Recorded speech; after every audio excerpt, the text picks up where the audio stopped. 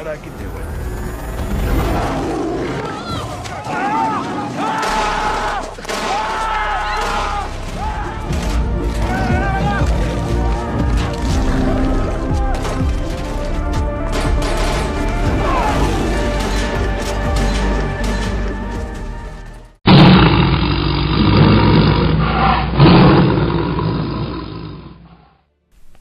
Et bien bonjour à toutes et à tous, bienvenue sur ma chaîne YouTube des figurines et des jeux pour ce spécial 50e tuto de peinture qui va être consacré à Shiva de Walking Dead. Alors pourquoi Shiva? Parce qu'effectivement j'avais demandé à mes abonnés de voter pour 5 figurines à peindre.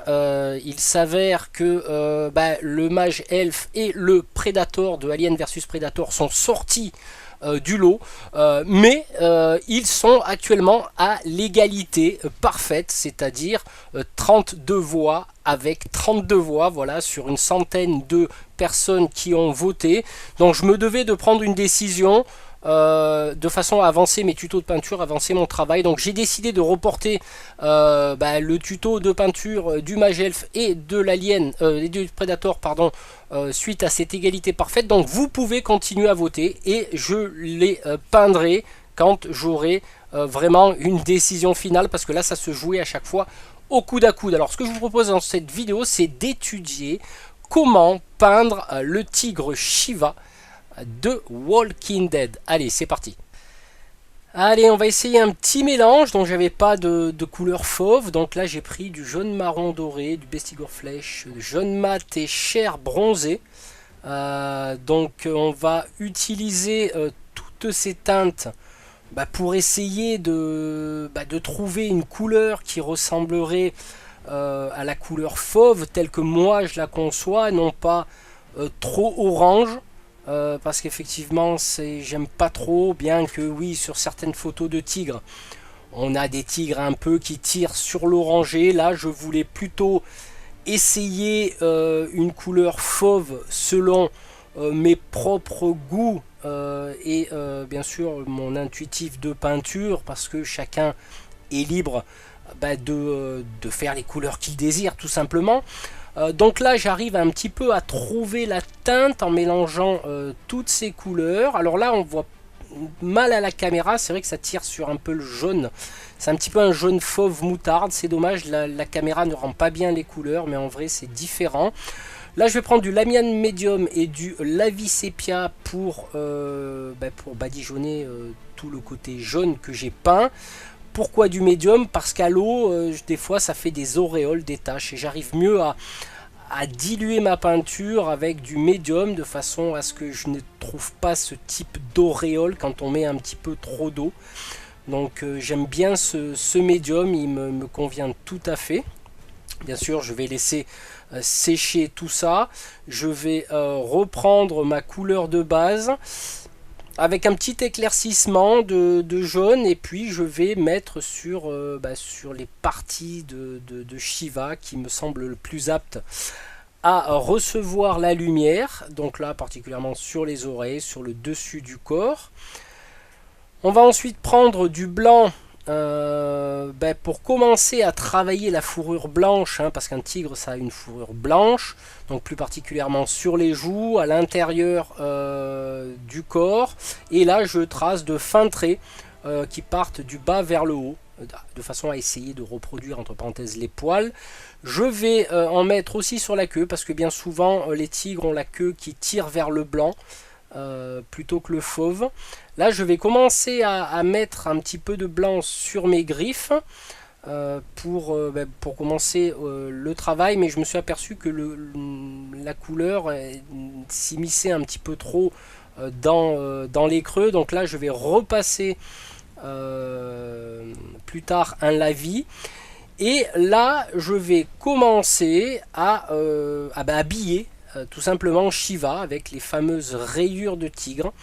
Donc tout doucement. Alors il y a une petite technique, donc là je fais les oreilles, c'est qu'on appuie légèrement et ensuite on appuie un peu plus de façon à faire plus large, et sur la fin on lâche le pinceau de façon à faire un petit trait fin. Donc là j'habille aussi la queue de Shiva ainsi que les parties blanches de la fourrure.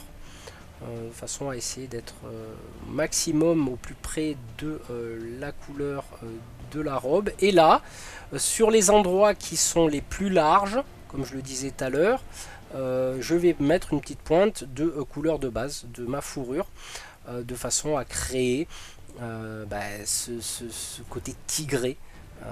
Tout simplement. Donc vous voyez, il y a différents aplats, donc je pars simplement tout doucement et j'appuie un peu plus le pinceau et je lâche sur la fin de façon à créer ces traits un petit peu fins. Donc là je reprends du blanc pour faire pareil que le côté tigré, mais là cette fois-ci sur le noir, et sans oublier les petites pointes blanches qu'a sur le derrière des oreilles, généralement les tigres, hein, tout simplement. Donc j'ai utilisé une photo pour m'inspirer. Je vais reprendre du noir et je vais commencer à travailler l'intérieur des yeux, voilà, pour créer ce contraste après avec la couleur des yeux et les dents et les griffes en noir, tout simplement. Ensuite je vais mélanger sur ma palette il y avait un petit peu de couleur ivoire et blanc, et je vais faire le creux des yeux, voilà, non, plutôt en blanc, pardon, je me suis trompé, l'ivoire je l'utiliserai plus tard, voilà, de façon ensuite à faire ressortir la couleur jaune, parce que sur le blanc la couleur jaune va plutôt ressortir que si j'aurais fait directement sur le noir. Voilà un petit peu l'astuce. Donc ça crée la cerne de l'œil en noir, l'intérieur en blanc et l'œil jaune. Voilà, c'est tout petit, hein, je ne sais pas si on voit bien à l'écran. Ensuite je vais prendre du noir pour tracer la pupille. Donc là j'enlève l'excédent sur mon ongle, hein, c'est facile à faire partir après la peinture. Voilà, pour mettre une petite pointe de noir pour faire la pupille, hein, voilà. Je ne sais pas si on voit bien à l'écran, mais voilà, ça c'est largement suffisant. Darktone Lamian Medium pour faire un petit mélange, de façon à, cette fois-ci on va travailler bien sûr avec ce médium tout doucement pour tracer l'ombrage qui est en dessous de la fourrure, enfin déjà dans un premier temps sur les joues, et par la suite on va commencer à assombrir le bas du ventre en remontant de bas en haut pour essayer de créer un petit effet de, alors comment on peut dire, oui, de fondu, hein, si on peut appeler ça comme ça, voilà, de façon à ce que ça ne soit pas trop blanc. Ensuite on va reprendre la couleur blanche sur ma palette pour rééclaircir un petit peu. Alors vous verrez, je vais souvent des allers-retours sur la palette car j'ai déjà mes couleurs. On va prendre du Fulgrim Pink et de la chair rosée cette fois-ci pour faire un mélange de façon à essayer de retrouver cette teinte rosée de la langue du tigre. On va prendre ensuite du Bloodletter Glaze et du Lamian Medium, toujours pareil, toujours technique, de façon à bien contrôler ma dilution. Et on va tracer à l'intérieur les petits ombrages pour la langue, ça suffira comme ça. Là, donc là je parlais de l'ivoire os, donc on prend cette couleur ivoire. Alors dans le pot elle était très liquide, donc j'ai voulu tracer les ongles et du coup ça a tout débordé à l'intérieur des creux. Donc ce que je vais faire, c'est les aléas de la peinture malheureusement. Je vais prendre du Darktone et je vais réassombrir les creux des griffes ainsi que des dents.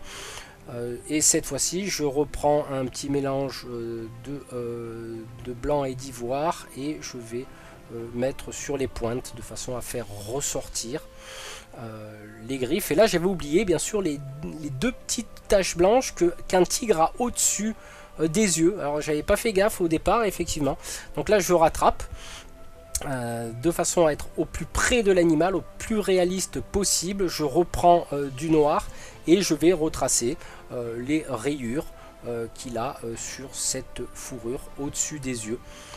Vous remarquerez que les tigres ont effectivement cette petite particularité d'avoir quelques petites taches de fourrure blanche au-dessus des yeux. Il n'y a que le museau qui reste couleur fauve. Alors maintenant on va passer au socle avec de la terre naturelle FX de Prince Auguste que je vais badigeonner, essayer de recréer un sol terreux. Je vais laisser sécher tout ça, ensuite je vais prendre du pigment naturel, de la terre naturelle, de la colle à bois, de l'eau. J'ai voulu tester un petit mélange de pigments dilués, couleur terre, voir ce que ça donne. Voilà, c'était l'heure des tests on va dire. Donc je vais en badigeonner bien sûr très fortement entre parenthèses parce que le pigment a tendance à se diluer aussi.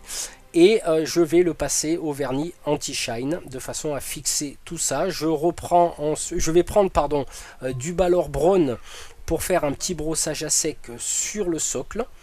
Voilà, de façon à faire ressortir les couleurs sombres en dessous. Je prends de l'Uflaptibone pour de nouveau tracer un petit brosser notre terre. Voilà, ensuite je vais prendre du Ceramite White pour passer un dernier brossage à sec sur le socle. Vous voyez, il y a des zones qui sont pas très évidentes à les brosser, voilà, histoire de faire ressortir tout ça. Du Matte Black pour le contour du socle. Voilà, et je vais laisser sécher tout ça. Je vais passer du vernis anti-shine, donc c'est un anti-brillant. Voilà, il me plaît bien ce vernis. Et une pléthore de petits cailloux, de mousse, d'herbes, voilà, pour agrémenter le socle. J'avais envie de faire un joli petit socle. Donc là, pour commencer, je vais induire de colle à bois, de l'herbe, du touffe d'herbe que je vais venir fixer avec un cure-dent. Ensuite, je vais mettre quelques petites mousses vertes que j'ai achetées dans mon magasin partenaire Hobby Shop, de deux couleurs différentes, une verte et une verte claire, voilà, pour agrémenter. Quelques petits cailloux, voilà, dont je repasserai de la colle à bois diluée par-dessus, ainsi qu'un caillou naturel, voilà, que j'avais dans le jardin, voilà, tout simplement pour que ça soit plus réaliste. Donc je tamponne un petit peu le caillou, et puis j'avais oublié de faire le museau, donc du Bestigor Flèche pour faire le museau, enfin les narines, les pointes des narines de notre tigre. Et voilà, ce tuto est terminé. On va voir ce que ça donne sur la table de jeu. Donc voilà Shiva, elle a joué une première partie avec les copains de l'association Les Joueurs de la Table Ronde, qui est située à Vinay dans l'Isère. Donc elle est monstrueuse quand même, c'est quelque chose, c'est un atout certain dans le jeu. Bah écoutez, nous on va se retrouver très bientôt pour de nouvelles vidéos. Je vais faire une petite pause vacances sûrement fin août. Peut-être que je ferai une petite pause vidéo en même temps, on verra tout ça. Bah écoutez, en attendant, j'espère que ce tuto vous aura plu. N'hésitez pas à liker et à partager. Je vous souhaite de très bonnes vacances pour ceux qui sont en vacances, et pour ceux qui sont revenus, bah tant pis, vous aurez dû rester en vacances. Voilà. Allez, on se retrouve très bientôt pour de nouvelles vidéos. Ciao, ciao.